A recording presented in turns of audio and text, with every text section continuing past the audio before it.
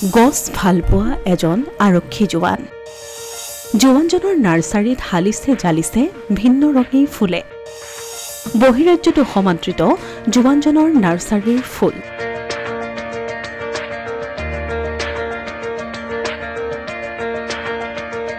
পেচা আৰু নিচা দুয়োটা একেলগে চলাই নিয়া এগৰাকী আৰক্ষী জোৱানৰ কাহিনী।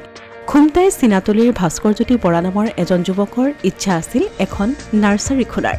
আৰক্ষী জোৱান হিচাপে কৰ্মৰত ভাস্কৰে এই সপোন পূৰণৰ বাবে লৈছে বিশেষ পদক্ষেপ। ঘৰতেই নানা তৰহৰ ফুলেৰে জাতিষ্কাৰ এখন নাৰ্চাৰী খুলি প্ৰতিপালন কৰি আহিছে ফুলৰ।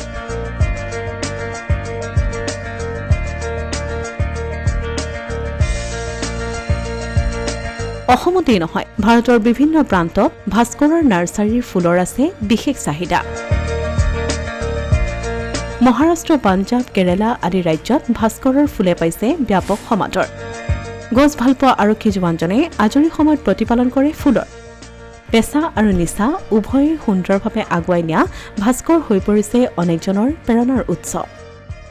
মই প্ৰথমতে এই কামখিনি আৰম্ভ কৰিছিলোঁ 2022 চনৰ পৰা, আৰু তেতিয়া মই পঢ়ি আছিলোঁ। আৰু এতিয়া যিহেতু মই আপোনালোকে গম পায়েই মই আৰক্ষী বিষয়ত কৰ্মৰত, গতিকে মই এতিয়া মোৰ সকলো চোৱা চিতা কাম মাহঁতে কৰে। কিন্তু তেতিয়া মানে ধৰি লওক এজন পাঞ্জাৱৰ ল'ৰা গুৰপ্ৰীত সিং নামৰ, তেওঁ মোক এই বিষয়ে কৈছিলে যে অসমত বহুতো চ'ৰ্চ আছে গছপুলি, তুমি এই কামখিনি কৰা। আৰু মই বিশেষকৈ গছপুলি বহুত ভাল পাওঁ। মোৰ দেউতাই ভাল পায়, কিন্তু বৰ্তমান দেউতা নাই মোৰ মাজত। মই গছপুলি বহুত ভাল পাওঁ, আৰু আপোনালোকে জানেই প্ৰকৃতি বচাব লাগে। গতিকে মই এই কামটো 2022 চনৰ পৰাই আৰম্ভ কৰিছিলোঁ। ফৰেষ্ট প্লাণ্ট পাব, আপোনালোকে ফল মূল পাব, আৰু ফ্লাৱাৰ্ছ, সকলোখিনি ফ্লাৱাৰ্ছ পাব।